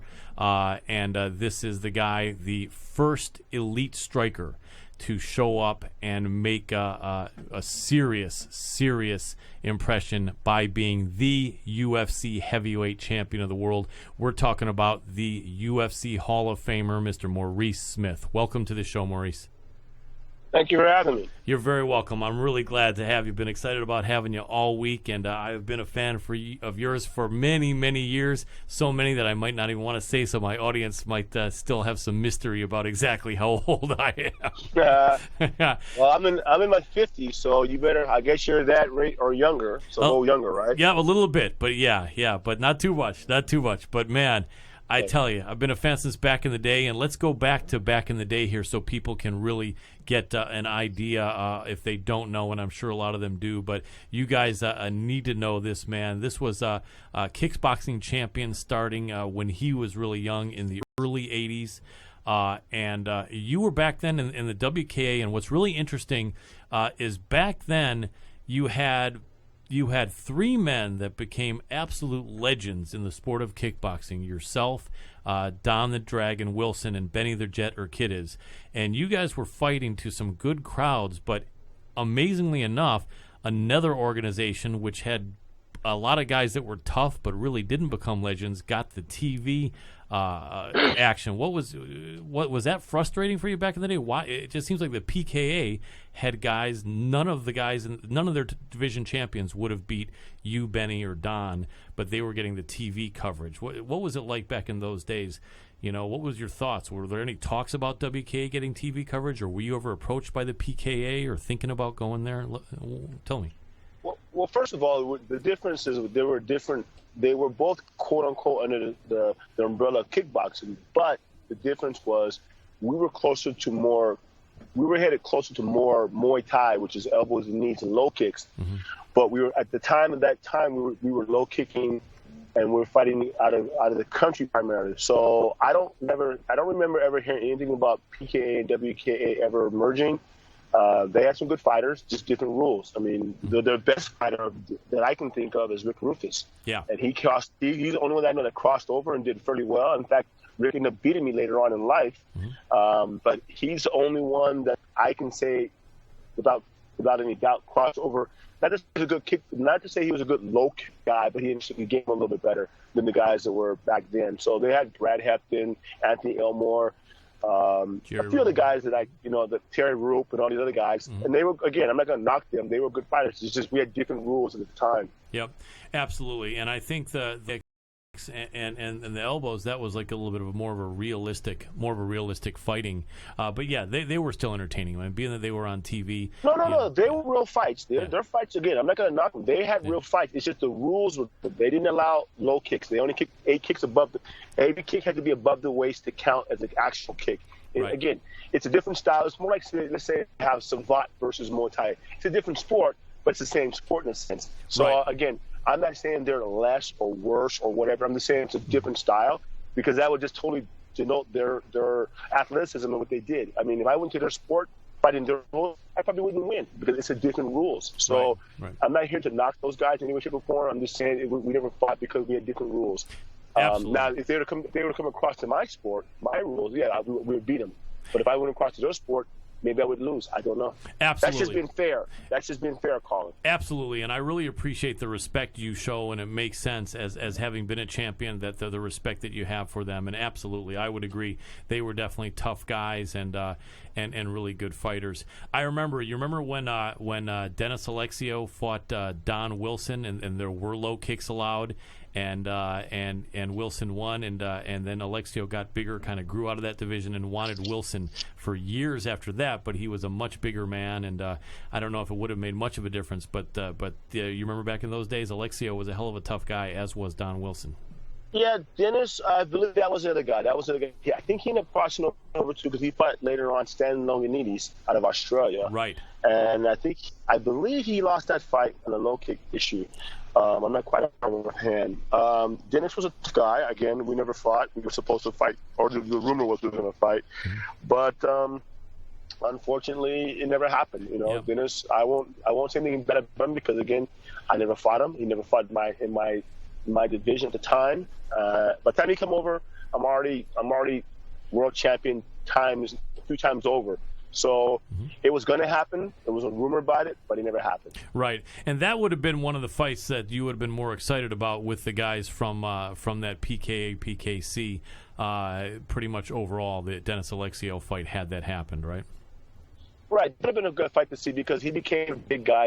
At the time, there was a what was his name? Brad Hefton was the tough guy. The name. Yep. You had Anthony Elmer was the other one. Yep. You had Dennis Alexio, and you had a couple guys that were very well named, very well versed in that style of fighting. Yep. Again, I can't say I would have done well in that. And I know for sure a lot of them would have done well in their first time playing low kicks. So you got to look at it, like I said, it doesn't mean they're less or we're more. Right. It just means you have different rules. And I would love to have fought them because they were the names, because they were on TV, like you were saying earlier. They were on TV a lot. Yep. And WKA did get on ESPN, I believe, and some pay-per-view events every now and again, but PK really just had it for a while, and then WK came in and they made a little impact, but drew fighters away from PK. Some guys never go to PKA, and only because they get to travel out of the country and fight other fighters from different parts of the world. Right. Because Absolutely. PKA was primarily USA, maybe Canada. Yeah. There wasn't very many guys at a real world level, and again, as time passed, they began to have some fights in PKA, in I think Holland. That became kind of the ISCA rules a little bit. They had PKA style, they had WKA style. Right. But at the end of the day, the game became quote unquote K1, which is something I'm sure you're going to lead up to a little bit later on. Absolutely. Yeah, absolutely. And the ISKA, definitely, that was some good modifications and some really good matches there. I think one of the great crossover matches was Jean-Yves Theriault against Don Wilson. And before you make any comment on that, back in these days, these fights like that you couldn't find. There wasn't any internet, and you heard about these fights, and you were not going to be able to see them anywhere. I remember I was very young, let's say, and that was one of the things I was super frustrated about. I'm like, really, this fight's going on, and I can't see it anywhere? You know what I mean? But that apparently was a really great fight. I think there are some clips on the internet now. But did you ever see that whole fight, and what was your thoughts on Wilson against Tatum? I don't think I saw that fight, but a lot of respect for Jean-Yves Theriault. He was a tough fighter. He's a good fighter. It just, again, you're talking about different. It depends on the rules of the game. Right. Don is a very smart fighter, and he can fight whether kickboxing, be it WKA, PKA, Muay Thai. Don can adapt to the style pretty well. So, it's the game is now of kickboxing is pretty much where we're at now, which is, again, I'm sure you're gonna allude to a little bit later on, K1 style, which is basically close to Muay Thai, but not quite. Right. Yeah, absolutely. And speaking of that, let's go there. So basically, with all these organizations kind of going out on their own, WKA, PKA, which was PKC later, and then ISKA, you finally had K1 come up, where it was the best fighters from around the world jumping in there and fighting in the rules that did allow low kicks and elbows. And I think the K1 was pretty much a tournament style, or was it not? Did you always have to fight more than one fight a night in K1, or were those only a few tournaments that I remember seeing? Okay, let me correct you on something real quick. K1 never allowed elbows; it only allowed knees. Okay. Okay. Because then you got full-blown Muay Thai. That's but right. I did fight in a tournament. My first time in 1993, I fought. That's when I lost to Ernesto Hus. Great fight. By knockout in I believe the third round. Mm-hmm. I don't remember. I got knocked out. A TKO. Yep. So so there was always tournaments for a while, and finally it kind of came down to just single fights after a while. Right. After 2 years. That makes sense. And yeah, you were in some amazing fights. Well, actually, all right, that's not true. Because when I fight in America, I have to fight in tournaments. So no, I think it just depended on the scenario. Because, well, no, you know what? There might have been super fights, but there was tournament fighting a lot. Because I remember when I fight in K1 USA, I had to do 3 fights in a night. So yeah, right. It's always been tournament fighting. Yeah. That's pretty hard. Yeah, and for crappy money. Oh yes, absolutely. And I saw you fight in a DRACA tournament. You remember a tournament called DRACA? Wasn't that 97? Jean-Claude Laurier. Right, and wasn't that 97 or 98 or something like that? 97, 97, 96. I mean, 97, 96. No, you know what? Let me tell you when that is. Go ahead and talk about it. No problem. That was great, and that actually had about 10 or 12 fights on it, and I think most of them were scheduled for 10 to 12 rounds. So that was literally like 8 hours of absolutely amazing fighting action, and I was lucky enough to be there and watch you fight and look good and win that night, which is what you did most of your career. Fans that don't know, Maurice Smith, honestly, if there were an international Hall of Fame of kickboxing, this man would be in it for sure. If they were asking for sure top 10 kickboxers in the world who ever lived, this man would be in it for sure. And if they were asking who top 5 American kickboxers in the world in history, this man would be on that list as well in the top 5. So Maurice Smith was definitely the man, and an amazing fighter, and an intelligent fighter, a skillful and strategic fighter, and just an amazing athlete. So going back over, did you find the date when that Draco was? Yeah, Draco was May 24th, 1996, Los Angeles, California, against Jean-Claude Lorio. Yeah, that was a draw fight. The difference of that fight it was kickboxing / judo. Right. It was a very interesting, concept of fighting. Yeah. That's crazy. It was almost like what Kung Lee was doing with his son Shu. Correct. Yeah. Correct. And there were a lot of people there too. I remember Frank was there, I think, supporting you, Shamrock, yes. and right. And you know who I met there also? I met Sugarfoot Cunningham that night. I met Benny the Jenner Kiddis. He's a great guy. He really is. And as far as a middleweight fighter, couldn't beat him. Was he amazing? He was the best ever, probably in that weight class. I would think. Wouldn't you agree? He's a top fighter, no question. He's hard to fight. I mean, he fought one great fighter that I like was Ronnie Green out of Manchester, England. Right. Great, but they're both born at their quote unquote prime. But again, you know the rules of the game. If it had been Muay Thai, I'm sure Ronnie would have had a better fight. But it was kickboxing / WKA or / K1. So it's a different game for him because Ronnie Green was primarily a Muay Thai fighter. Right. So again, rules make a difference for the fighter's performance. And Don Wilson was one of the only guys I thought they could do it well, transfer from PKA to WKA to Muay Thai. His style of he was a smart fighter. Yeah, absolutely. And I ran into Don, I think, about 2 or 3 years ago, and he said, I'm 60 years old, and if someone wants me to fight today, I'll fight. He still could. Listen, The problem with athletes in the past who left their sport, regardless of the sport, if they're not, if they didn't, it's like they would just say you had a seasonal sport. Then when the season's done, you took time off, and then you had to come back. Well, the way the athletes are now, it's year-round. It's just it depends on the intensity of the training. So Don can definitely get in shape to fight even at 60, and he'll beat a lot of guys. To say he'll be the best he was when he was younger, no. But would he be in the game to hurt somebody, knock somebody out? Definitely. Absolutely. Don, even at 60, don't underestimate Don. Don's tough guy. Yeah, absolutely. And he was a great action star. Those movies were all pretty cool. As far as action movies, I think they may have been some of the better movies out there that Don Wilson did. But you did some acting yourself, right, Maurice? Yeah, I did one with Don Wilson, Blood Fist 2. Mm-hmm. I did one with Dale Cook, Fist of Glory, and something. And then I did another one with Don Wilson as well. It's called Sci Fighter.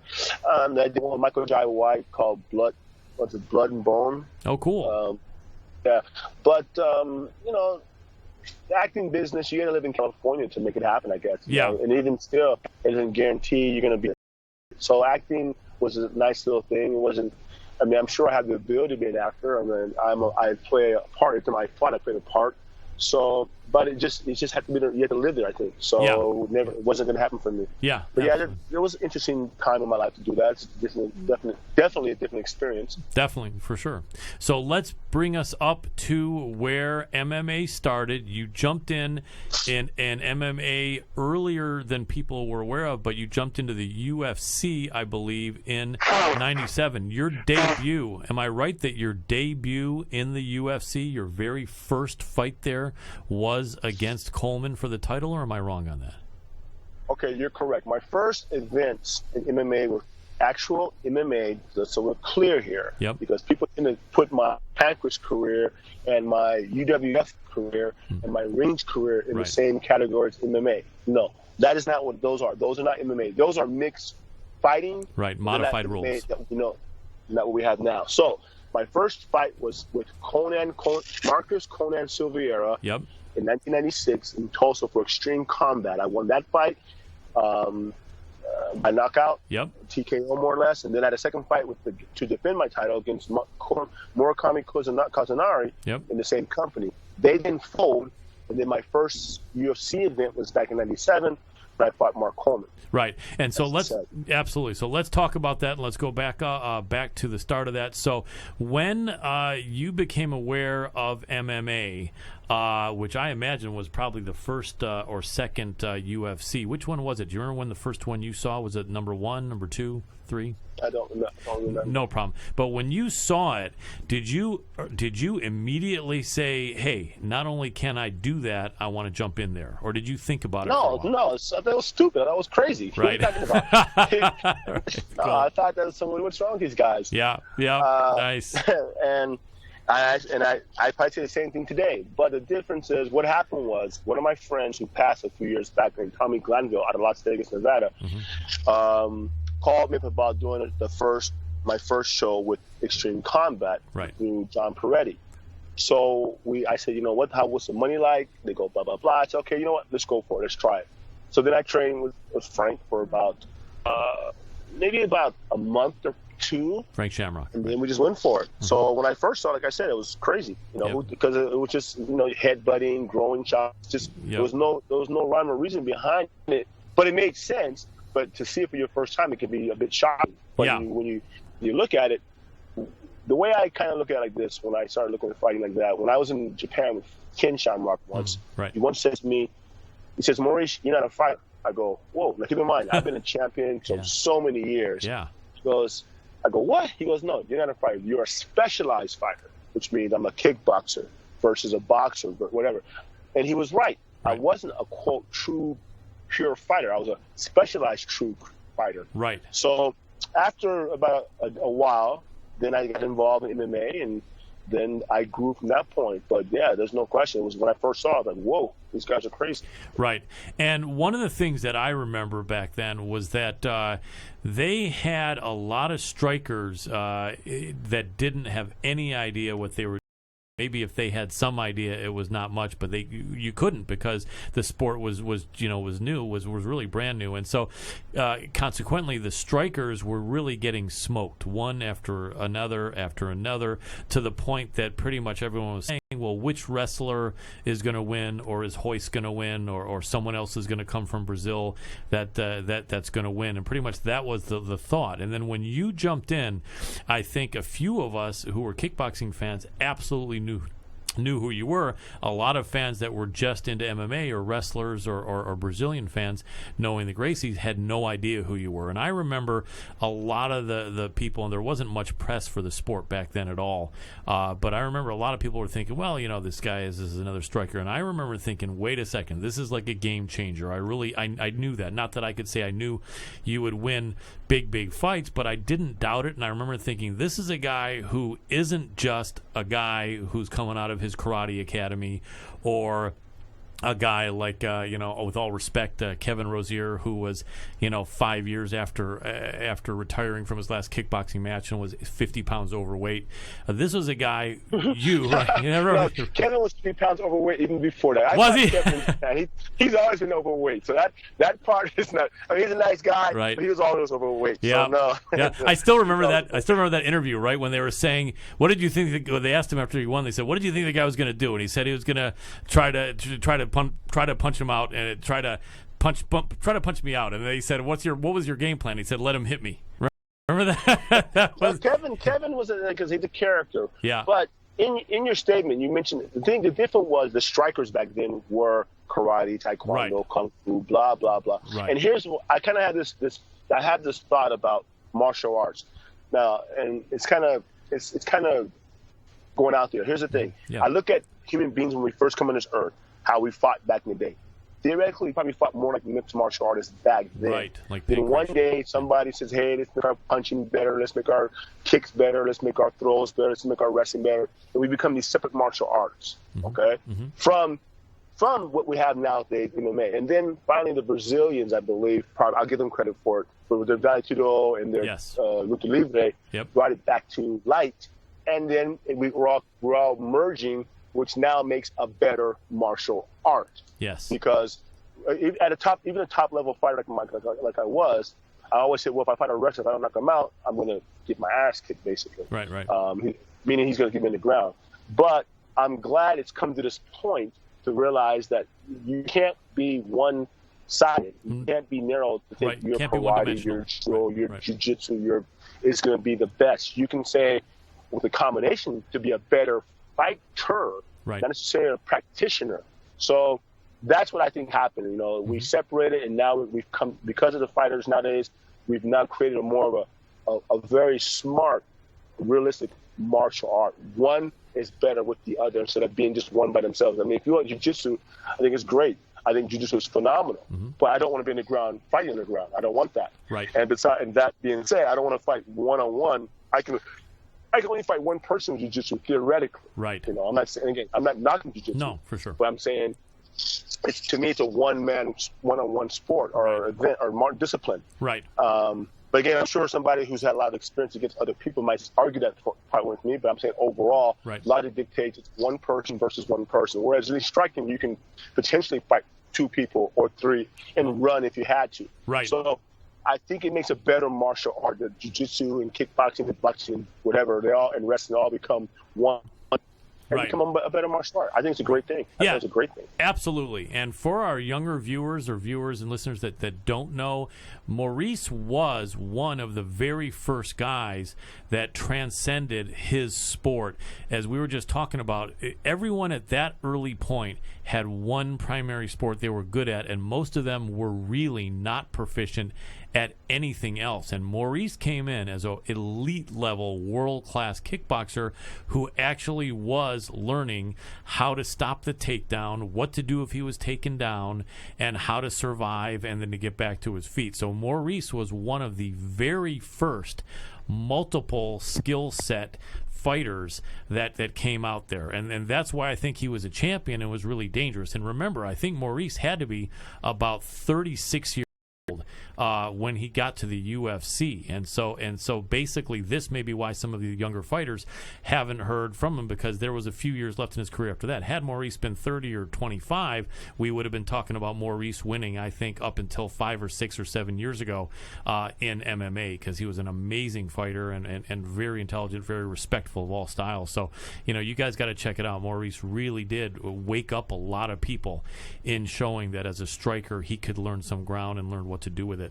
And what I want to do really quick, Maurice, is before I go on, I have a friend who doesn't compete. He used to compete in amateur levels, but is an amazing striker himself, and he's learning his jiu-jitsu and a little bit of wrestling, but he wanted me to ask you a question.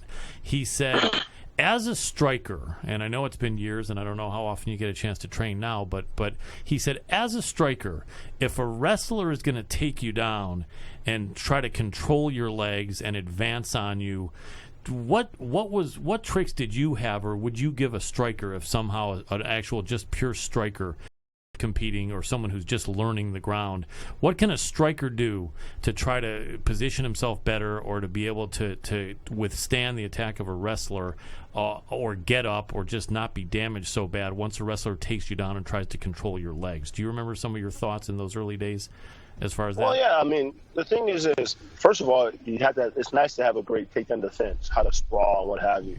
But for me, though, once I got on the ground, my key point was that more than likely I'm going to end up on the ground, more than likely, because I wasn't a great brawler necessarily. My takedown defense wasn't the greatest, but it was okay, I guess. Not great. It was, in fact, if you go 1 to 10, it's probably more like a 3. It wasn't that good. It was okay. But on the ground, I feel comfortable, and I never chose to do a closed guard, because a closed guard to me is counterintuitive. Why would I keep a person near me where I can push away to get to my feet, where I know the person isn't as good? So I was a firm believer of, I called it back then TK guard, but what it comes up to be now is a butterfly guard or open guard. I would prefer that a guy learn to do that so that he or she, since girls fighting this stuff now, he or she can get up. Why stay in the bottom to try to go for get a submission when you can get to your feet and have the guy feel more uncomfortable on their feet than when they're on the ground? When they're on the ground, grappling with them, that's their home. They feel the most comfortable. When they're on their feet, they're not as comfortable. So until they learn. But even still, my key point was never do a closed guard. I tried it once when I fought Randy, and I didn't like it, and I never did it again. I don't like closed guard. Yeah, you can pass my guard, so what? I can put you back in my guard again. Yes, you can pass my guard, so what? Can you keep me there?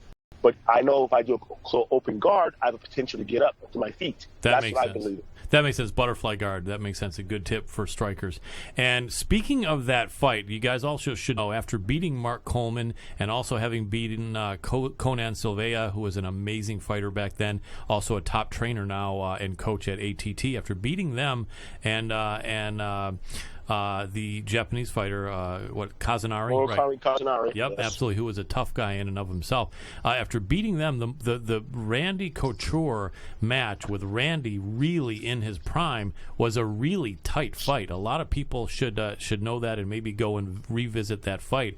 I think in that fight, there was maybe some ground control, which Randy got points on. That's all. Yeah, he controlled me. That was it. He didn't beat me up. He just controlled me. Right. So, again, and that's what it's about. It's, if you don't have a good reverse game or to get an escape game, the guy that controls you will probably win the fight, even though he may be hurting you. Right. But he'll control the fight. Right. And that's what it was. Right. And even more than, I think, Maurice, in today's rules, that may have been with today's judging criteria, that may have been a draw or a win for you. Back in those days, I think there was so much more credit and points given to any sort of takedown or ground control. And not to diminish Randy, because I know you respect him. No doubt. You know what? It is what it is. Yeah. And that's the game. I lost the title tonight. And, I'm a fair player. The rules, all the rules are, if you can't get up, then you don't win the fight. And that's not a fair call, but it is what it is. Exactly. But that was a close fight. And just definitely a lot of people should know that not only did he beat the Hammer in his prime, but fought dead even with the natural Randy Couture. So you guys should know. So let's jump into that alliance that you formed with the team called the Alliance. Back in those days, the only teams anyone heard of were Pat Miletich and him training his guys in Iowa, Miletich Fighting Systems, and we like Pat. He's a guest before. He's going to be coming back soon. And then there was the Lions Den where you had been with Ken and Frank, and that was pretty much it. And I think that, then also possibly in your area, AMC Penn Creation, Matt Hume was coming soon. But basically, very few schools or factions. And when you and Frank left the Lions Den, you jumped in with your friend Tsuyoshi Kosaka, TK, and formed the Alliance, where you had yourself an elite level striker, Frank, a really good, and I think definitely could have been considered then elite level jiu-jitsu guy with some wrestling and grappling, and then Tsuyoshi Kosaka, who was, I think, an all-Japan wrestler or someone close to that. And so that was a really good thought that you guys had, because you guys formed a team that had every element of the skill sets. Well, Frank was never, I don't believe, jiu-jitsu. He's just a good grappler. Right. He was really good, especially for those days. Yeah. And TK had judo background, and then wrestling, right? Then he transitioned to grappling. Right. But the idea was to basically, for me, to learn the game, right, and to pass some knowledge to the guys who were trying to help me. Because it's all about, when you're fighting, it's really you. Yeah. It doesn't matter. It sounds selfish. It's about you. It is. So when we put it together, Frank and I thought, okay, that's good. And then TK wanted to come train with me for his striking. So I said, let's add TK, because TK can add the judo part, whatever. But it was TK that taught me the open guard / butterfly guard / TK guard. Mm-hmm. And that's the guard that saved me from getting a beating worse than I would have had it not. Because if I didn't close guard, right, I would have got more of a beating that I felt. So that association was I felt it was a smart association to go with, because we had all something to offer each other. Absolutely. You could learn from TK. TK could learn from me. I can learn from Frank. TK can learn from Frank.